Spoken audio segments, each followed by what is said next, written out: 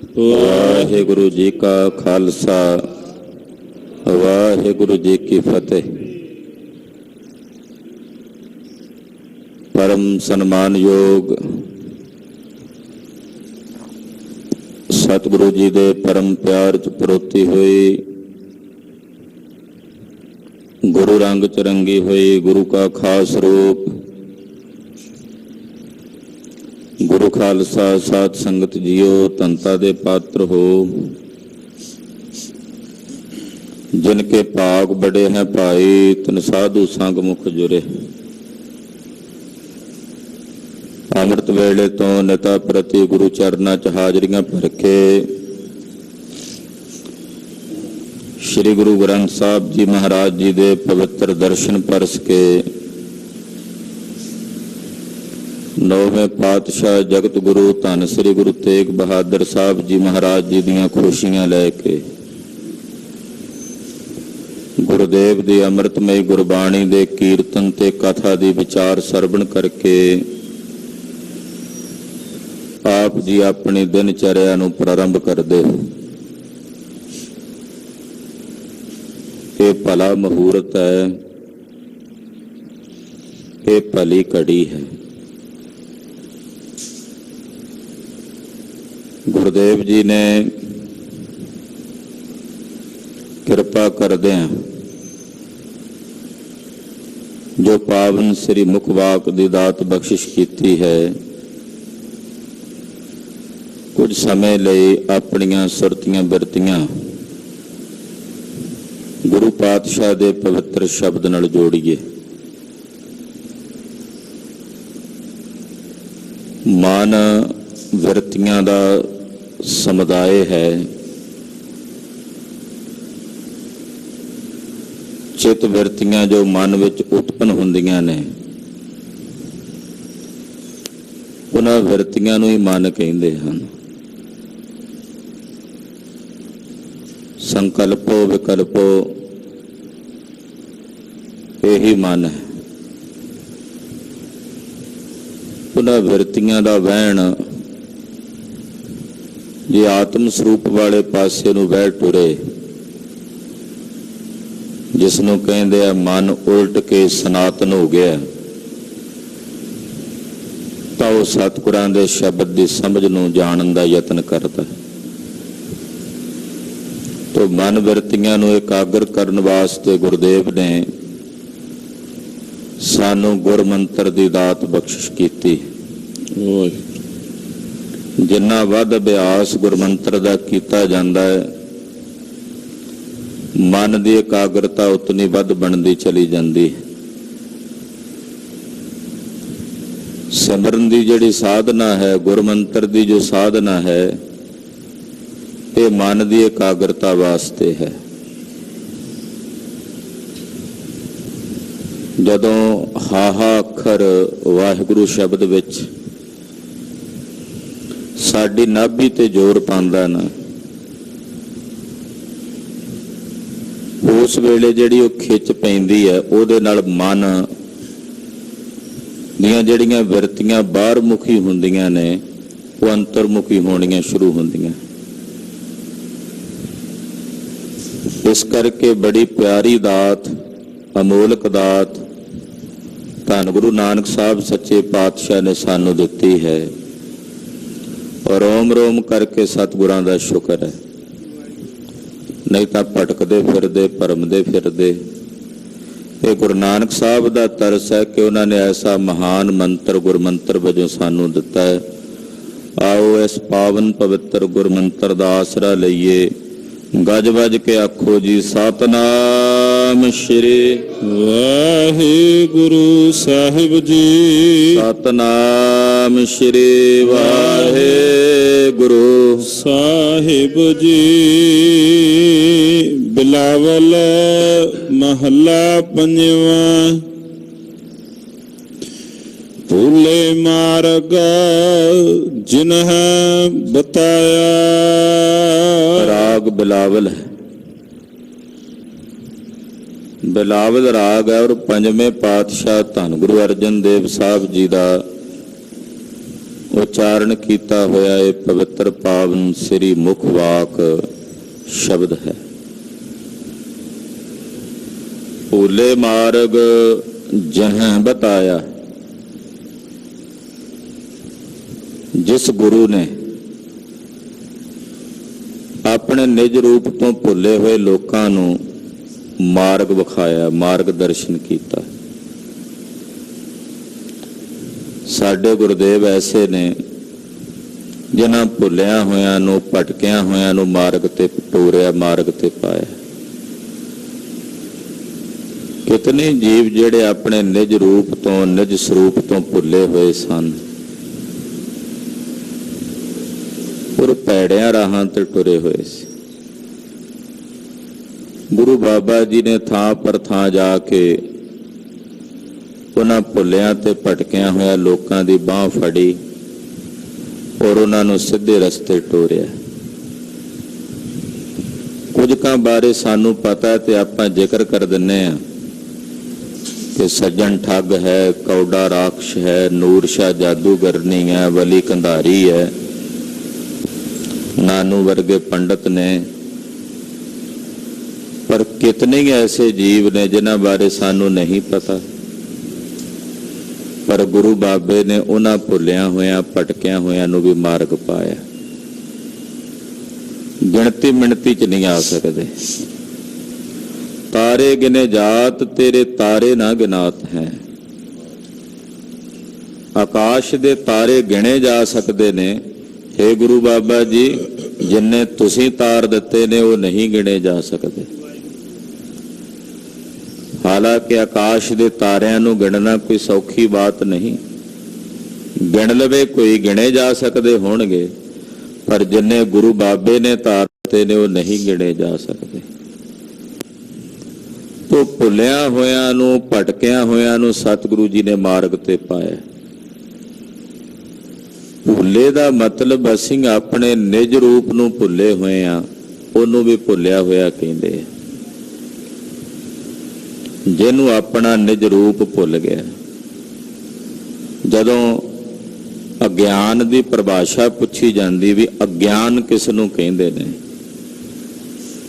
ਔਰ ਗਿਆਨ ਕੀ ਹੈ, ਅਗਿਆਨ ਕੀ ਹੈ ਔਰ ਗਿਆਨ ਕੀ ਹੈ, ਤਾਂ ਅਗਿਆਨ ਬਾਰੇ ਕਹਿੰਦੇ ਭੂਲ ਗਇਓ ਨਿਜ ਆਪ ਕੋ ਤਾਂ ਕੋ ਅਗਿਆਨ ਬਖਾਨ। ਜਦੋਂ ਇਹ ਆਪਣੇ ਆਪ ਨੂੰ ਭੁੱਲ ਜਾਵੇ ਤਾਂ ਇਹ ਅਗਿਆਨ ਹੈ। ਅਗਿਆਨ ਕਰਕੇ ਆਪਣਾ ਆਪ ਭੁੱਲ ਗਿਆ। ਤਾਂ ਹੀ ਕੋ ਫਿਰ ਜਾਣਬੋ ਗਿਆਨ ਕਹੇ ਕਵੀ ਭੂਪ। ਜੋ ਭੁੱਲ ਗਿਆ ਹੈ ਅਗਿਆਨ ਕਰਕੇ, ਉਹ ਅਗਿਆਨ ਹੈ। ਜਦੋਂ ਉਸ ਨੂੰ ਜਾਣ ਲਿਆ, ਪਹਿਚਾਣ ਲਿਆ, ਤਾਂ ਉਸ ਨੂੰ ਗਿਆਨ ਕਹਿੰਦੇ। ਇਹ ਮੋਟੀ ਜੀ ਪਰਿਭਾਸ਼ਾ ਹੈ ਅਗਿਆਨ ਤੇ ਗਿਆਨ ਦੀ। ਜਦੋਂ ਨਿਜ ਰੂਪ ਭੁੱਲ ਗਿਆ ਉਹਨੂੰ ਕਹਿੰਦੇ ਨੇ ਅਗਿਆਨ। ਸਾਨੂੰ ਆਪਣਾ ਰੂਪ ਭੁੱਲਿਆ ਹੋਇਆ, ਆਪਣਾ ਨਿਜ ਰੂਪ ਭੁੱਲਿਆ ਹੋਇਆ। ਸਾਨੂੰ ਕੋਈ ਪੁੱਛੇ ਵੀ ਤੂੰ ਕੌਣ ਹੈ ਭਾਈ, ਸਾਡਾ ਧਿਆਨ ਸਾਡੇ ਸਰੀਰ ਵੱਲ ਜਾਂਦਾ। ਇਹੀ ਰੂਪ ਸਾਨੂੰ ਸਾਡਾ ਦਿਸਦਾ ਨਾ। ਜੋ ਰੂਪ ਹੈ ਉਹ ਤਾਂ ਨਹੀਂ ਦਿਸ ਰਿਹਾ, ਜੋ ਬਾਹਰਲਾ ਇਹ ਸਰੂਪ ਹੈ ਸਾਨੂੰ ਇਹੀ ਦਿਸਦਾ। ਇਹੀ ਅਸੀਂ ਮੰਨੀ ਬੈਠੇ ਆ ਵੀ ਮੈਂ ਆ ਹਾਂ। ਜੋ ਨਿਜ ਰੂਪ ਹੈ ਉਹ ਭੁੱਲਿਆ ਹੋਇਆ, ਉਹਦੇ ਬਾਰੇ ਜਾਣਕਾਰੀ ਨਹੀਂ ਹੈ, ਉਹਦੇ ਬਾਰੇ ਗਿਆਨ ਨਹੀਂ ਹੈ, ਉਹਦੇ ਬਾਰੇ ਸੋਝੀ ਨਹੀਂ ਹੈ। ਜਿਵੇਂ ਹੱਥ ਤੇ ਬੱਧੀ ਘੜੀ ਨੂੰ ਨਾ ਜਾਣਦਾ ਹੋਇਆ ਮਨੁੱਖ ਸੱਜੇ ਖੱਬੇ ਲੱਭੀ ਜਾਵੇ, ਵੇਖੀ ਜਾਵੇ ਵੀ ਗਈ ਕਿੱਥੇ ਘੜੀ ਮੇਰੀ, ਤਾਂ ਉਹ ਘੜੀ ਗਈ ਨਹੀਂ ਕਿਤੇ ਹੈ, ਉਹਦੇ ਹੱਥ ਦੇ ਗੁੱਟ ਤੇ ਹੀ ਬੱਧੀ ਹੋਈ, ਪਰ ਉਹਨੂੰ ਭੁੱਲ ਚੁੱਕਾ ਹੈ। ਦੂਸਰਾ ਕੋਈ ਵਿਅਕਤੀ ਹੁੰਦਾ, ਉਹ ਕਹਿੰਦਾ ਕੀ ਲੱਭਦਾ, ਕਹਿੰਦਾ ਘੜੀ ਲੱਭਦਾ। ਉਹ ਕਹਿੰਦਾ ਉਹ ਤਾਂ ਹੱਥ ਤੇ ਬੱਧੀ, ਇੱਕਦਮ ਖੁਸ਼ ਹੋ ਕੇ ਕਹਿੰਦਾ ਉਹ ਤਾਂ ਮਿਲ ਗਈ। ਉਹ ਗਈ ਕਿੱਥੇ ਸੀ ਜੋ ਮਿਲ ਗਈ? ਉਹ ਤਾਂ ਪਹਿਲਾਂ ਹੀ ਮੌਜੂਦ ਸੀ, ਭੁੱਲੀ ਹੋਈ ਸੀ। ਜੀਵ ਨੂੰ ਆਪਣਾ ਨਿਜ ਰੂਪ ਭੁੱਲਿਆ ਹੋਇਆ, ਭਰਮ ਦੀ ਦਸ਼ਾ ਵਿੱਚ ਇਹਨੂੰ ਆਪਣਾ ਸਰੂਪ ਭੁੱਲਿਆ ਹੋਇਆ। ਮੇਰਾ ਸਰੂਪ ਕੀ ਹੈ, ਮੇਰਾ ਵਜੂਦ ਕੀ ਹੈ। ਗੁਰਦੇਵ ਕੀ ਕਰਦੇ ਨੇ, ਉਸੇ ਭੁੱਲੇ ਹੋਏ ਸਵਰੂਪ ਦੀ ਜਾਣਕਾਰੀ ਦਿੰਦੇ ਨੇ। ਸਿੱਖਾ ਤੂੰ ਆ ਹੈ, ਆ ਤੇਰਾ ਰੂਪ ਹੈ। ਉਹਨੂੰ ਕਹਿੰਦੇ ਨੇ ਮਾਰਗ ਪਾਉਣਾ। ਜੋ ਆਪਣੇ ਨਿਜ ਰੂਪ ਨੂੰ ਭੁੱਲ ਗਿਆ, ਉਹਨੂੰ ਆਪਣੇ ਨਿਜ ਰੂਪ ਦੀ ਸੋਝੀ ਦੇ ਦੇਣੀ, ਜਾਣਕਾਰੀ ਦੇ ਦੇਣੀ, ਤੇਰਾ ਸਰੂਪ ਆ ਹੈ। ਐਸੇ ਨੇ ਸਾਡੇ ਗੁਰੂ, ਜੋ ਭੁੱਲਿਆ ਹੋਇਆਂ ਨੂੰ, ਆਪਣੇ ਨਿਜ ਆਤਮ ਸਰੂਪ ਨੂੰ ਭੁੱਲਿਆ ਹੋਇਆਂ ਨੂੰ ਮਾਰਗ ਤੇ ਪਾ ਕੇ ਆਪਣੇ ਨਿਜ ਰੂਪ ਦੀ ਸੋਝੀ ਪ੍ਰਦਾਨ ਕਰਦੇ ਹਨ। ਐਸਾ ਗੁਰੂ ਵਡਭਾਗੀ ਪਾਇਆ। ਐਸਾ ਗੁਰੂ ਜਿਹੜਾ ਭੁੱਲਿਆਂ ਨੂੰ ਮਾਰਗ ਤੇ ਪਾਉਂਦਾ, ਸਾਨੂੰ ਵੱਡੇ ਭਾਗਾਂ ਕਰਕੇ ਪ੍ਰਾਪਤ ਹੋਇਆ। ਸਾਡੇ ਵੱਡੇ ਭਾਗ ਕਿ ਸਾਨੂੰ ਐਸੇ ਗੁਰੂ ਨਾਨਕ ਸਾਹਿਬ, ਐਸੇ ਸ੍ਰੀ ਗੁਰੂ ਗੋਬਿੰਦ ਸਿੰਘ ਸਾਹਿਬ ਤੇ ਉਹਨਾਂ ਦੇ ਸਰੂਪ ਸ੍ਰੀ ਗੁਰੂ ਗ੍ਰੰਥ ਸਾਹਿਬ ਗੁਰੂ ਰੂਪ ਚ ਪ੍ਰਾਪਤ ਹੋਏ ਨੇ। ਇਹ ਸਾਡੇ ਅਹੋ ਭਾਗ ਨੇ, ਸਾਡੇ ਵੱਡੇ ਭਾਗ ਨੇ। ਗੁਰਪੂਰਾ ਭੇਟਿਓ ਵਡ ਭਾਗੀ। ਭਾਗ ਵੱਡੇ ਤੇ ਪਾਈ ਹੈ, ਵੱਡਿਆਂ ਭਾਗਾਂ ਕਰਕੇ ਐਸਾ ਗੁਰੂ ਸਾਨੂੰ ਪ੍ਰਾਪਤ ਹੋਇਆ। ਇਹ ਸਾਡੇ ਵੱਡੇ ਭਾਗ ਨੇ। ਐਸਾ ਗੁਰੂ ਹਰ ਇੱਕ ਨੂੰ ਨਹੀਂ ਨਾ ਮਿਲਦਾ। ਕੱਚੇ ਪਿੱਲੇ ਗੁਰੂਆਂ ਦੇ ਤਾਂ ਵੱਗਾਂ ਦੇ ਵੱਗ ਟੁਰੇ ਫਿਰਦੇ, ਬੜਿਆਂ ਨੂੰ ਰਾਹ ਜਾਂਦਿਆਂ ਨੂੰ ਗੁੰਮਰਾਹ ਕਰ ਲੈਂਦੇ ਆ, ਬੜਿਆਂ ਨੂੰ ਭਟਕਾ ਲੈਂਦੇ ਆ, ਬੜਿਆਂ ਨੂੰ ਭਰਮਾ ਲੈਂਦੇ ਆ। ਪਰ ਐਸਾ ਗੁਰੂ ਧੰਨ ਸ੍ਰੀ ਗੁਰੂ ਗ੍ਰੰਥ ਸਾਹਿਬ ਜੀ ਦੇ ਸਰੂਪ ਵਿੱਚ ਉਹ ਵੱਡਿਆਂ ਭਾਗਾਂ ਵਾਲਿਆਂ ਨੂੰ ਪ੍ਰਾਪਤ ਹੁੰਦਾ, ਹਰ ਇੱਕ ਨੂੰ ਨਹੀਂ ਮਿਲਦਾ। ਐਸਾ ਗੁਰ ਵਡ ਭਾਗੀ ਪਾਇਆ, ਐਸਾ ਗੁਰ ਵਡ ਭਾਗੀ ਪਾਇਆ, ਐਸਾ ਗੁਰ ਵਡ ਭਾਗੀ ਪਾਇਆ। ਐਸਾ ਗੁਰ ਵਡ ਭਾਗੀ ਪਾਇਆ। ਐਸਾ ਗੁਰ ਵਡ ਭਾਗੀ ਪਾਇਆ, ਐਸਾ ਗੁਰ ਵਡ ਭਾਗੀ ਪਾਇਆ। ਐਸਾ ਗੁਰ ਵਡ ਭਾਗੀ ਪਾਇਆ। ਐਸਾ ਗੁਰ ਵਡ ਭਾਗੀ ਪਾਇਆ। ਆਪਣੇ ਲਈ ਸਾਰੇ ਮਰਦੇ, ਆਪਣੇ ਧਰਮ ਲਈ, ਆਪਣਿਆਂ ਲਈ, ਆਪਣੇ ਟੱਬਰ ਲਈ, ਆਪਣੇ ਜੀਆਂ ਲਈ, ਆਪਣੀਆਂ ਕੁੱਲਾਂ ਲਈ ਬੜੇ ਮਰਦੇ, ਪਰ ਕਿਸੇ ਦੂਜੇ ਦੇ ਧਰਮ ਦੀ ਰਾਖੀ ਲਈ, ਕਿਸੇ ਦੂਜੇ ਦੇ ਤਿਲਕ ਤੇ ਜੰਜੂ ਦੀ ਰਾਖੀ ਲਈ ਆਪਣਾ ਸੀਸ ਦਾ ਬਲਿਦਾਨ ਦੇਣ ਵਾਲੇ ਕੇਵਲ ਜਗਤ ਗੁਰੂ ਗੁਰੂ ਤੇਗ ਬਹਾਦਰ ਸਾਹਿਬ ਹਨ। ਸਾਡਾ ਸਤਿਗੁਰੂ ਐਸਾ ਹੈ, ਸਾਡੇ ਸਤਿਗੁਰੂ ਜੀ ਐਸੇ ਨੇ। ਸਾਡੇ ਵੱਡੇ ਭਾਗ ਨੇ ਕਿ ਸਾਨੂੰ ਐਸੇ ਸਤਿਗੁਰੂ ਜੀ ਮਿਲੇ ਨੇ। ਧੰਨ ਗੁਰੂ ਤੇਗ ਬਹਾਦਰ ਸਾਹਿਬ ਜੀ ਮਿਲੇ ਨੇ। ਐਸਾ ਗੁਰ ਵਡ ਭਾਗੀ ਪਾਇਆ, ਐਸਾ ਗੁਰ ਵਡ ਭਾਗੀ ਪਾਇਆ। ਐਸਾ ਗੁਰ ਵਡ ਭਾਗੀ ਪਾਇਆ। ਐਸਾ ਗੁਰ ਵਡ ਭਾਗੀ ਪਾਇਆ। ਐਸਾ ਗੁਰ ਵਡ ਭਾਗੀ ਪਾਇਆ, ਐਸਾ ਗੁਰ ਵਡ ਭਾਗੀ ਪਾਇਆ।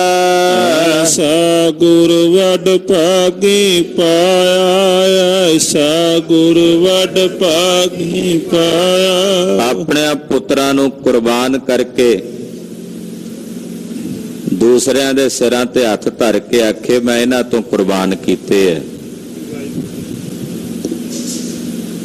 ਗਰੀਬਾਂ, ਨਿਮਾਣਿਆਂ, ਨਿਤਾਣਿਆਂ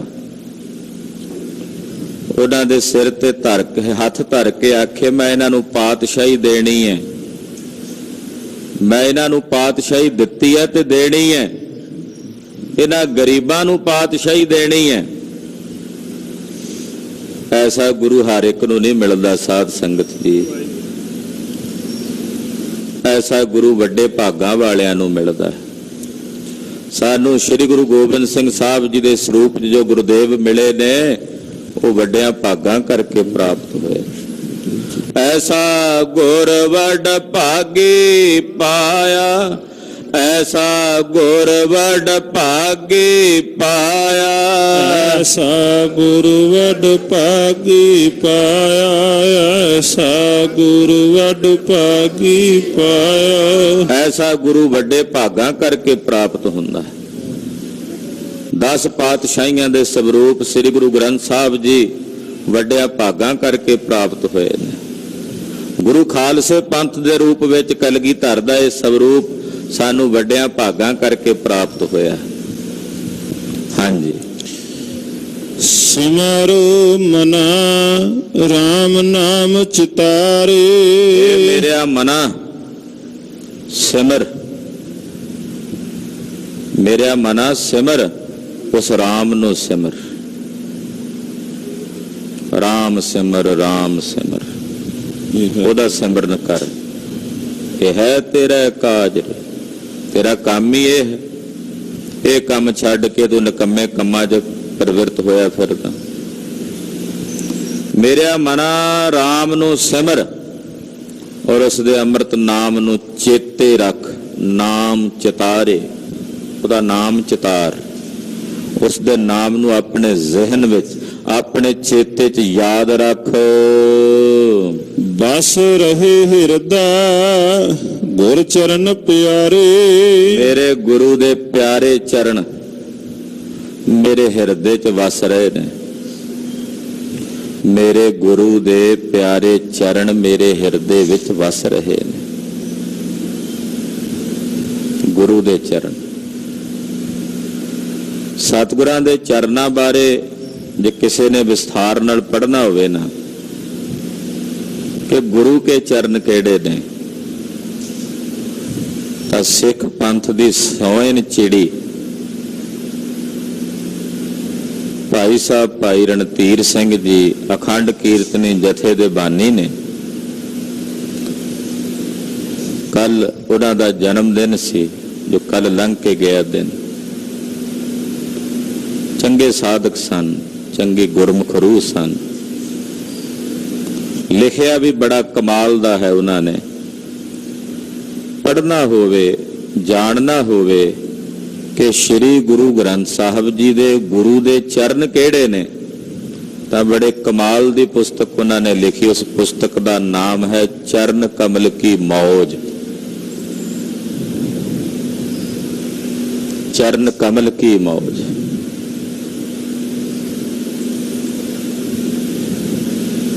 ਪੁਸਤਕ ਦਾ ਜ਼ਿਕਰ ਕਰ ਦਿੱਤਾ ਕਿਉਂਕਿ ਪੜ੍ਹਨ ਦੀ ਕਈਆਂ ਨੂੰ ਅਬਲਾਖਾ ਹੁੰਦੀ।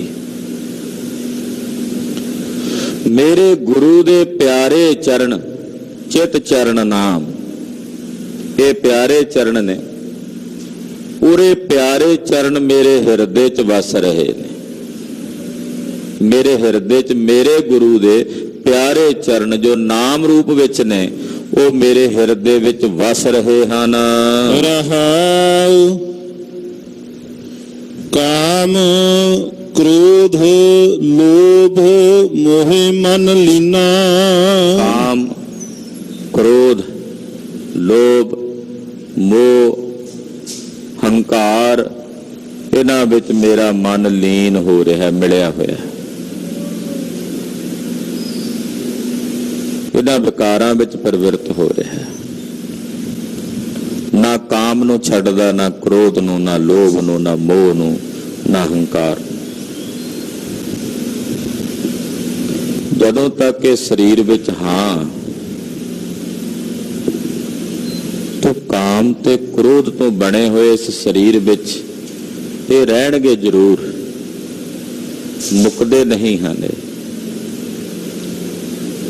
ਪਰ ਇਹਨਾਂ 'ਚ ਰਹਿ ਕੇ ਨਿਰਲੇਪ ਹੋ ਕੇ ਰਹਿਣ ਦੀ ਅਵਸਥਾ ਗੁਰਮਤਿ ਦੀ ਸਾਧਨਾ 'ਚੋਂ ਪ੍ਰਾਪਤ ਹੁੰਦੀ ਹੈ। ਨਿਰਲੇਪ ਕਿਵੇਂ ਰਹਿਣਾ, ਇਹਨਾਂ ਵਿੱਚ ਵਿਚਰਦਿਆਂ ਹੋਇਆਂ ਇਹਨਾਂ ਤੋਂ ਅਸੰਗ ਕਿਵੇਂ ਰਹਿਣਾ। ਅਸੰਗ ਹੋ ਕੇ ਆਲੇ ਦੁਆਲੇ ਜਿਵੇਂ ਬਹੁਤ ਸਾਰੇ ਬੱਚੇ ਖੇਡ ਰਹੇ ਨੇ ਤੇ ਇੱਕ ਛੋਟੀ ਜੀ ਗੁੜੀਆ 2-3 ਸਾਲਾਂ ਦੀ, 4 ਸਾਲਾਂ ਦੀ, ਉਹਦੇ ਹੱਥ ਵਿੱਚ ਉਹਦੇ ਇੱਕ ਗੁੱਡੀ ਬਣਾਈ ਹੋਈ ਤੇ ਉਹਦੀ ਖੇਡ 'ਚ ਮਸਤ ਹੈ। ਸੰਨਿਆਸੀਆਂ ਦਾ ਮਹਾਨ ਗੁਰੂ ਦੱਤਾਤਰੇय ਲੰਘਿਆ ਜਾ ਰਿਹਾ। ਉਸ ਛੋਟੀ ਜਿਹੀ ਲੜਕੀ ਨੂੰ ਵੇਖਿਆ ਵੀ ਉਹ ਆਪਣੀ ਉਸ ਗੁੱਡੀ ਦੀ ਖੇਡ 'ਚ ਇੰਨੀ ਮਸਤ ਹੈ ਕਿ ਸੱਜੇ ਖੱਬੇ ਖੇਡਣ ਵਾਲੇ ਬੱਚਿਆਂ ਨੂੰ ਉਹ ਨਹੀਂ ਵੇਖ ਰਹੀ, ਉਹ ਕੀ ਕਰ ਰਹੇ ਨੇ, ਕੀ ਕਹਿ ਰਹੇ ਨੇ, ਉਹ ਆਪਣੀ ਉਸ ਖੇਡ 'ਚ ਮਸਤ ਹੈ। ਦੱਤਾਤਰੇय ਨੇ ਜਾ ਕੇ ਉਸ ਬੱਚੀ ਦੇ ਪੈਰਾਂ ਤੇ ਮੱਥਾ ਟੇਕਿਆ ਤੇ ਕਹਿਣ ਲੱਗਾ, ਅੱਜ ਤੋਂ ਬਾਅਦ ਇਹ ਵੀ ਮੇਰੀ ਗੁਰੂ ਹੈ। ਕਲਗੀਧਰ ਜੀ ਨੇ ਕਥਾ ਲਿਖੀ ਹੈ ਦਸਮ ਬਾਣੀ 'ਚ, ਮੱਥਾ ਟੇਕ ਦਿੱਤਾ। ਕਿਉਂ ਗੁਰੂ ਹੈ? ਉਹ ਕਹਿੰਦਾ ਜੇ ਧਿਆਨ ਦੀ ਸਾਧਨਾ ਵਿੱਚ ਜੁੜਨਾ ਹੈ ਤਾਂ ਧਿਆਨ ਇਸ ਤਰ੍ਹਾਂ ਲਾਈਏ ਉਸ ਨਿਰੰਕਾਰ ਦੇ ਭਜਨ ਵਿੱਚ, ਉਹਦੇ ਚਰਨਾਂ ਵਿੱਚ। ਸੱਜੇ ਖੱਬੇ ਜੋ ਮਰਜ਼ੀ ਹੋ ਰਿਹਾ, ਕੋਈ ਕੀ ਕਰ ਰਿਹਾ, ਅਸੰਗ ਹੋ ਕੇ ਆਪਣਾ ਧਿਆਨ ਪਰਮੇਸ਼ਰ ਦੇ ਚਰਨਾਂ ਵਿੱਚ ਕੇਂਦਰਿਤ ਕਰਨਾ। ਇਹਨੂੰ ਕਹਿੰਦੇ ਅਸੰਗ ਹੋ ਕੇ ਰਹਿਣਾ। ਉਹਨੇ ਕਈ ਗੁਰੂ ਧਾਰਨ ਕੀਤੇ ਦੱਤਾਤਰੇय ਨੇ। ਫਿਰ ਤੁਰਿਆ ਜਾਵੇ, ਕੀ ਵੇਖਦਾ? ਇੱਕ ਬੱਚਾ ਪਤੰਗ ਉਡਾ ਰਿਹਾ, ਉਹਦੇ ਨਾਲ 5-4 ਬੱਚੇ ਹੋਰ ਖੜੇ ਨੇ, ਉਹਨਾਂ ਨਾਲ ਗੱਲਾਂ ਵੀ ਕਰੀ ਜਾਂਦਾ, ਹੱਸੀ ਵੀ ਜਾਂਦਾ, ਖੇਡੀ ਵੀ ਜਾਂਦਾ, ਪਰ ਉਹਦਾ ਧਿਆਨ, ਉਹਦਾ ਚਿੱਤ ਪਤੰਗ ਦੀ ਡੋਰੀ ਵਿੱਚ ਹੈ। ਉਹਦੇ ਚੋਂ ਤੁਣਕਾ ਜ਼ਰੂਰ ਮਾਰਦਾ, ਡੋਰੀ ਤੋਂ ਧਿਆਨ ਇੱਧਰ ਪਾਸੇ ਉੱਧਰ ਨਹੀਂ ਕਰਦਾ। ਉਹਨੂੰ ਵੀ ਜਾ ਕੇ ਮੱਥਾ ਟੇਕਿਆ, ਕਹਿੰਦਾ ਐਸੋ ਧਿਆਨ ਪ੍ਰਭੂ ਸੰਗ ਲਾਈ ਹੈ। ਉਸ ਪ੍ਰਭੂ ਨਾਲ ਧਿਆਨ ਇਸ ਤਰ੍ਹਾਂ ਦਾ ਲਾਈਏ, ਇਸ ਤਰ੍ਹਾਂ ਦਾ ਜੋੜੀਏ। ਕਾਮ, ਕ੍ਰੋਧ, ਲੋਭ, ਮੋਹ, ਹੰਕਾਰ ਸਾਰੇ ਸੰਸਾਰ ਦੇ ਵਿੱਚ ਭਰਿਆ ਹੋਇਆ ਹੈ। ਸਭ ਕੁਝ ਵਿਸ਼ੇ ਵਿਕਾਰ ਸਭ ਇਸ ਸੰਸਾਰ ਵਿੱਚ ਨੇ। ਪਰ ਜਦੋਂ ਸਿਮਰਨ ਦੀ ਸਾਧਨਾ ਦੁਆਰਾ ਤੁਹਾਡਾ ਧਿਆਨ ਪ੍ਰਭੂ ਚਰਨਾਂ 'ਚ ਜੁੜਿਆ ਹੋਇਆ ਤਾਂ ਇਹ ਵਿਕਾਰਾਂ ਦਾ ਪ੍ਰਭਾਵ ਤੁਹਾਡੇ ਤੇ ਹੈ ਹੀ ਨਹੀਂ। ਪਰ ਜੇ ਸਿਮਰਨ ਤੋਂ ਟੁੱਟੇ ਹੋਏ ਆ ਤੇ ਫਿਰ ਇਹਨਾਂ ਦੇ ਪ੍ਰਭਾਵ ਥੱਲੇ ਦੱਬੇ ਹੋਏ ਆ।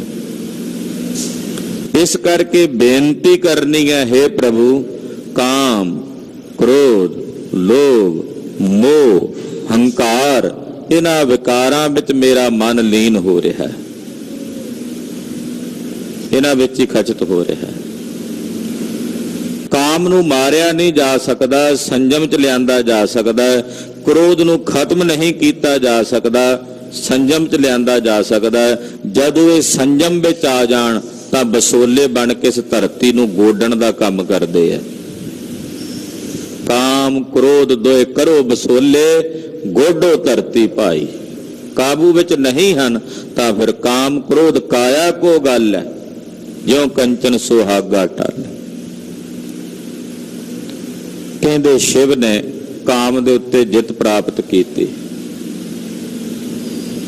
ਉਹਦੀ ਧਿਆਨ ਦੀ ਪ੍ਰਕਿਰਿਆ ਨੂੰ ਤੋੜਨ ਵਾਸਤੇ ਕਾਮ ਨੇ ਕਿਹਾ ਕਿ ਮੈਂ ਉਹਨਾਂ ਦਾ ਧਿਆਨ ਤੋੜਾਂਗਾ। ਪਹੁੰਚਿਆ, 5 ਤੀਰ ਹੁੰਦੇ ਆ ਕਾਮ ਦੇ ਕੋਲ, ਉਚਾਟਨ, ਮੋਹਨ ਆਦਿਕ, ਵਸੀਕਰਨ ਆਦਿਕ। ਉਹ ਤੀਰ ਚਲਾਏ। ਸ਼ਿਵ ਉਸ ਕਾਮ ਕਰਕੇ ਪ੍ਰਭਾਵਿਤ ਨਹੀਂ ਹੋਏ, ਕ੍ਰੋਧ ਵਿੱਚ ਆ ਕੇ ਉਸ ਕਾਮ ਦੇ ਸਵਰੂਪ ਨੂੰ ਸਾੜ ਕੇ ਦਗਧ ਕਰ ਦਿੱਤਾ, ਸੁਆਹ ਕਰ ਦਿੱਤਾ। ਉਸ ਦਿਨ ਤੋਂ ਕਾਮ ਅਨੰਗ ਹੋ ਗਿਆ, ਜਿਸ ਦਾ ਕੋਈ ਅੰਗ ਨਾ ਹੋਵੇ, ਤੇ ਕਾਮ ਦਾ ਨਾਮ ਪੈ ਗਿਆ ਅਨੰਗ।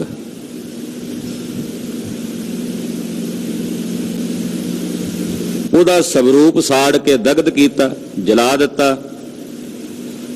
ਕਾਮ ਨੇ ਤਾਂ ਪ੍ਰਭਾਵ ਨਹੀਂ ਪਾਇਆ, ਪਰ ਕਾਮ ਕਨਵਰਟ ਹੋ ਗਿਆ, ਤਬਦੀਲ ਹੋ ਗਿਆ ਕ੍ਰੋਧ ਵਿੱਚ। ਤਾਂ ਇਹ ਤਾਂ ਨਹੀਂ ਕਹਿ ਸਕਦੇ ਵੀ ਕਾਮ ਖਤਮ ਹੋ ਗਿਆ, ਕ੍ਰੋਧ ਵਿੱਚ ਕਨਵਰਟ ਹੋ ਗਿਆ, ਤਬਦੀਲ ਹੋ ਗਿਆ। ਕੋਈ ਕ੍ਰੋਧ ਨੂੰ ਮਾਰਨ ਦਾ ਯਤਨ ਕਰੇ ਤੇ ਕ੍ਰੋਧ ਕਈ ਵਾਰੀ ਕਨਵਰਟ ਹੋ ਜਾਂਦਾ ਹੰਕਾਰ ਵਿੱਚ ਕਿ ਮੈਨੂੰ ਕ੍ਰੋਧ ਨਹੀਂ ਆਉਂਦਾ, ਮੈਨੂੰ ਗੁੱਸਾ ਨਹੀਂ ਆਉਂਦਾ। ਤੋ ਇਹਨਾਂ ਦੀ ਸ਼ਕਤੀ ਨੂੰ ਸੰਜਮ ਵਿੱਚ ਰੱਖਣਾ ਉਹ ਸਾਧਨਾ ਦੁਆਰਾ ਪ੍ਰਗਟ ਹੁੰਦੀ ਹੈ। ਇਹਨਾਂ ਵਿਕਾਰਾਂ ਨੂੰ ਵੀ ਸੰਜਮ 'ਚ ਕੀਤਾ ਜਾ ਸਕਦਾ ਹੈ। ਤੋ ਕਾਮ ਕ੍ਰੋਧ ਆਦਿ ਵਿਕਾਰ ਨੇ, हे ਪ੍ਰਭੂ ਇਹ ਵਿਕਾਰ ਉਦੋਂ ਬਣਦੇ ਨੇ ਜਦੋਂ ਹੱਦ ਟੱਪ ਜਾਂਦੇ ਨੇ, ਆਪਣੀ ਸੀਮਾ ਨੂੰ ਲੰਘ ਜਾਂਦੇ ਨੇ। ਗ੍ਰਸਤੀ ਦੇ ਅੰਦਰ ਜੇ ਥੋੜਾ ਬਹੁਤ ਲੋਭ ਨਾ ਹੋਵੇ, ਪਰਿਵਾਰ ਦੀ ਪਰਵਰਿਸ਼ ਕਿਵੇਂ ਕਰੇਗਾ? ਪਰ ਉਹ ਸੰਜਮ ਚ ਹੋਣਾ ਚਾਹੀਦਾ ਜਿੰਨੀ ਜ਼ਰੂਰਤ। ਤੋ ਇਸ ਪ੍ਰਕਾਰ हे ਪ੍ਰਭੂ ਅਸੀਂ ਇਹਨਾਂ ਵਿਕਾਰਾਂ ਦੇ ਵਿੱਚ ਖਚਤ ਹੋ ਰਹੇ ਹਾਂ, ਇਹਨਾਂ ਵਿੱਚ ਸਾਡਾ ਮਨ ਲੀਨ ਹੈ। ਬੰਧਨ ਕਾਟ ਮੁਕਤ ਗੁਰ ਕੀਨਾ, ਮੇਰੇ ਗੁਰੂ ਨੇ ਸਾਡੇ ਤੇ ਤਰਸ ਕੀਤਾ, ਇਹ ਬੰਧਨ ਹੀ ਕੱਟ ਦਿੱਤੇ ਨੇ ਸਾਡੇ। ਇਹ ਬੰਧਨ ਕੱਟ ਕੇ ਸਾਡੇ ਸਤਿਗੁਰਾਂ ਨੇ ਸਾਨੂੰ ਮੁਕਤ ਕਰ ਦਿੱਤਾ ਹੈ, ਇਹਨਾਂ ਬੰਧਨਾਂ ਤੋਂ ਮੁਕਤ ਕਰ ਦਿੱਤਾ ਹੈ।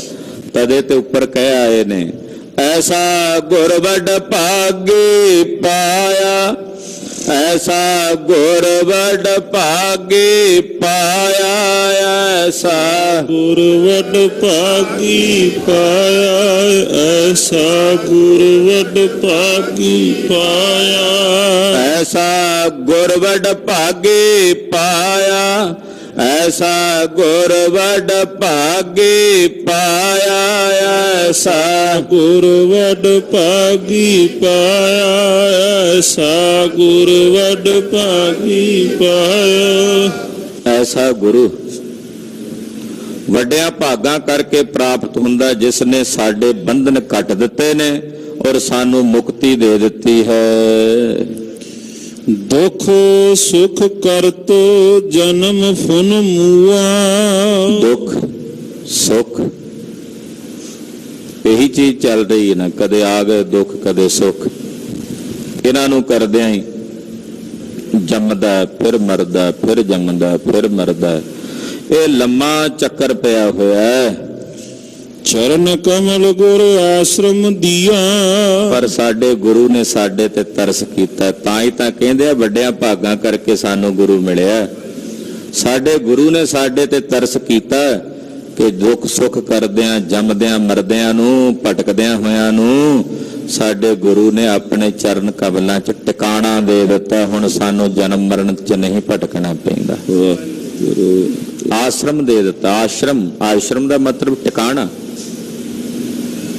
ਜਿੱਥੇ ਆ ਕੇ ਟਿਕ ਜਾਈਏ ਉਹਨੂੰ ਕਹਿੰਦੇ ਨੇ ਆਸ਼ਰਮ। ਹੁਣ ਇੱਥੇ ਆ ਕੇ ਸ਼ਰਮ ਕਰਨ ਦੀ ਲੋੜ ਨਹੀਂ, ਭੱਜਣ ਦੀ ਲੋੜ ਨਹੀਂ, ਨੱਠਣ ਦੀ ਲੋੜ ਨਹੀਂ। ਆ ਹੁਣ ਇੱਥੇ ਆ ਕੇ ਟਿਕ ਜਾ। ਗੁਰੂ ਨੇ ਸਾਨੂੰ ਆਪਣੇ ਚਰਨ ਕਮਲਾਂ ਵਿੱਚ ਆਸ਼ਰਮ ਦੇ ਦਿੱਤਾ ਹੈ, ਟਿਕਾਣਾ ਦੇ ਦਿੱਤਾ ਹੈ। ਅਗਨ ਸਾਗਰ ਬੂਢਤ ਸੰਸਾਰਾ, ਇਹ ਸੰਸਾਰ ਅੱਗ ਦਾ ਸਮੁੰਦਰ ਹੈ। ਇਹਦੇ ਚ ਤ੍ਰਿਸ਼ਨਾ ਦੀਆਂ ਲਹਿਰਾਂ ਪ੍ਰਚੰਡ ਹੋ ਕੇ ਬਲ ਰਹੀਆਂ ਨੇ। ਅੱਗ ਦਾ ਇਸ ਸਾਗਰ ਦੇ ਵਿੱਚ, ਸੰਸਾਰ ਦੇ ਵਿੱਚ, ਸੰਸਾਰ ਦੇ ਜੀਵ ਡੁੱਬ ਰਹੇ ਨੇ। ਅਨੇਕਾਂ ਜੀਵ, ਸਾਰਾ ਸੰਸਾਰ ਹੀ ਡੁੱਬਦਾ ਜਾ ਰਿਹਾ, ਨਿਗਰਦਾ ਜਾ ਰਿਹਾ ਹੈ।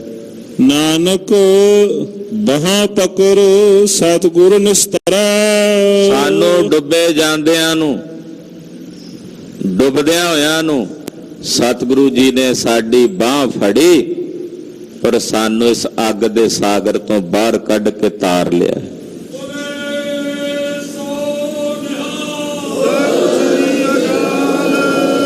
ਸਾਡੇ ਗੁਰੂ ਨੇ ਸਾਡੇ ਤੇ ਤਰਸ ਕੀਤਾ। ਅੱਗ ਦੇ ਸਮੁੰਦਰ 'ਚ ਸਾਰਾ ਸੰਸਾਰ ਰੁੜਦਾ ਜਾ ਰਿਹਾ, ਡੁੱਬਦਾ ਜਾ ਰਿਹਾ।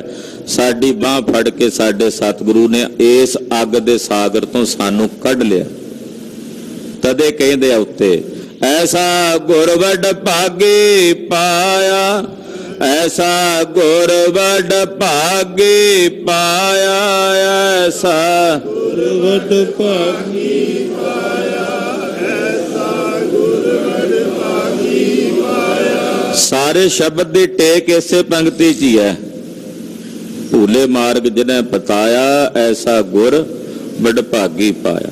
ਇਸੇ ਪੰਕਤੀ ਦੇ ਆਲੇ ਦੁਆਲੇ ਹੀ ਸਾਰਾ ਸ਼ਬਦ ਘੁੰਮ ਰਿਹਾ ਹੈ ਕਿ ਜਿਸ ਗੁਰੂ ਨੇ ਸਾਡੇ ਤੇ ਤਰਸ ਕੀਤਾ ਤੇ ਸਾਨੂੰ ਇਸ ਅੱਗ ਦੇ ਸਮੁੰਦਰ ਚੋਂ ਕੱਢ ਲਿਆ, ਐਸਾ ਗੁਰੂ ਹਰ ਇੱਕ ਨੂੰ ਨਹੀਂ ਮਿਲਦਾ। ਮਾਣ ਨਾਲ ਕਹੋ, ਐਸਾ ਗੁਰੂ ਵੱਡਿਆਂ ਭਾਗਾਂ ਵਾਲਿਆਂ ਨੂੰ ਪ੍ਰਾਪਤ ਹੁੰਦਾ।